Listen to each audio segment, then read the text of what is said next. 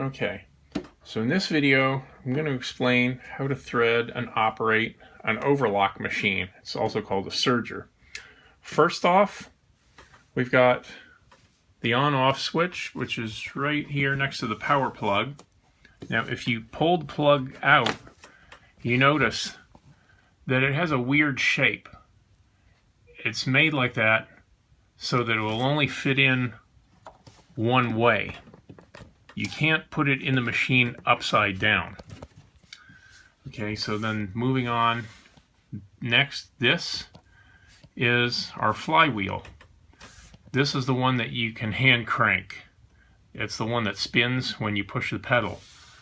This one controls your stitch length, and right now I have it set at 1.5 millimeters because this is a Swedish machine, so it's in metric.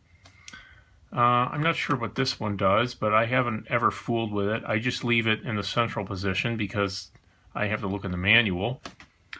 And then moving up, we've got 4 different tension controls. And the thing about overlock machines, at least the ones for home use, is that when you thread them, they're color coded. Because you notice there are 4 cones of thread, and this one on here on top is called the upper looper. It's replaced with some elastic nylon thread because we're going to be making activewear, which has to stretch. And this controls our presser foot, but if you look down here, see the presser foot moves up and down when you move the lever up and down. And moving on from that, we've got inside is our threading diagram. This one uses blue, green, and red and yellow.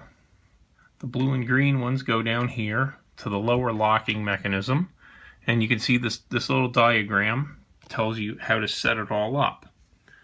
You just follow the colored dots. Blue, blue, blue, blue, blue again, and then finally you use a special threader to thread the locking mechanism, which is down here. And the next one, green, green, green, green, green. And finally, to the top, you have the red and the yellow, and they have arrows pointing to tell you where to thread these for the 2 upper needles. Because if I turn it on, you see there are 2 needles here instead of just 1. If you do something called a rolled hem, you can use just 1 needle, but we're not going to do a rolled hem in this video. Okay, so we've switched our machine on. Put this back in place. Now, one thing about this mechanism that's very important is you do not